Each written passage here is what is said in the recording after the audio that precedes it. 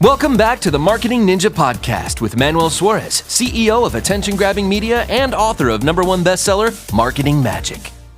Rudy, what do you see right now as advertising opportunities? There's always going to be new platforms, TikTok and whatever comes after that. But more and more now, the ability to hold and grab attention, right, and create those really cool creatives, I think is so important.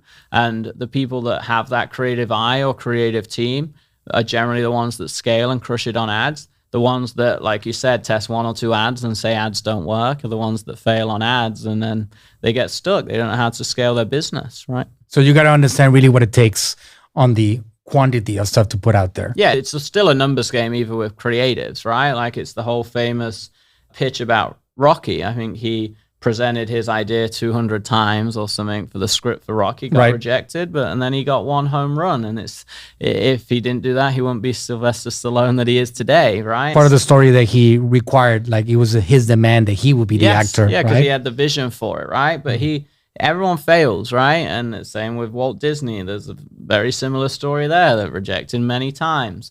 So you have to understand that, your stuff's going to fail most of the time. Your ads are going to fail. You've got to try it. I filmed $5,000 video shoots for a day, edited it. I'm like, this is the best thing in the world. And it's crap. Bombs. And then we throw up an ad and the designer is a new designer that did a crappy design. And I'm like, I hate it. And then I go, what's the stats? And it's half the price of everything else. And I go, well, that's stupid, but okay. So it's like, it's the testing.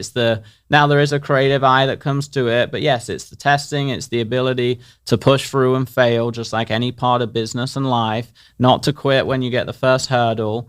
And generally, as you get into business, I mean, you get more hurdles and it gets harder. You just become better equipped to handle them. That's the mindset. That's the mindset that a lot of people don't really fully understand. The failure doesn't really exist. Failure is an option. Yep.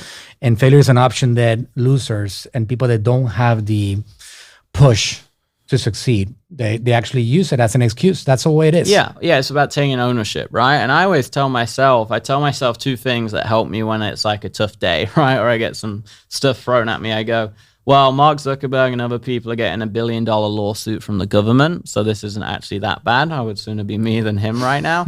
And I go, number 2, I could just quit and go and work at McDonald's. I have the choice. Right. And it's that I have the choice part that I respect when other people are like that. In our company, we call it extreme ownership. It's one of our core values.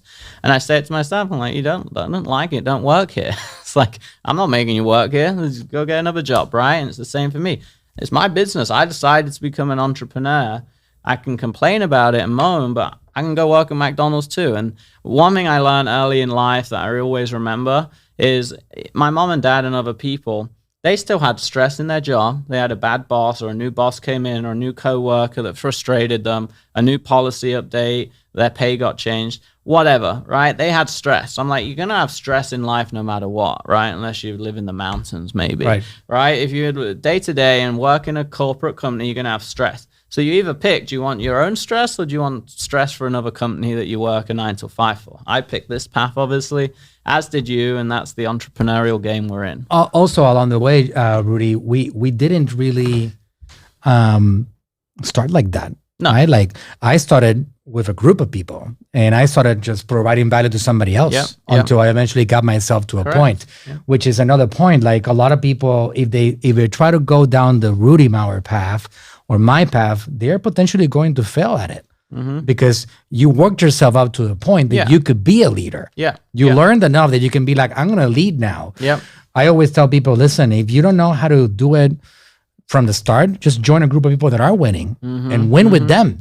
And then at some point, hopefully you get enough data, enough information, enough experience that you can go and interning and working for free or doing, junior work's one of the best ways. It's what made me so successful is I was always hungry and afraid. I've never been afraid to work for free in exchange for mentorship, right? Most people just don't have that mindset, right? That abundance, I would call it abundance mindset, or that long-term investment mindset. And I've always had that long-term plan in mind. Absolutely. That's the way it is. It's the valuable, proximity to power, collaboration with power, learning from power. That's what it's all about. Hey, thanks for listening. If you enjoyed the podcast, go ahead, leave us a review and subscribe to tune in for future episodes.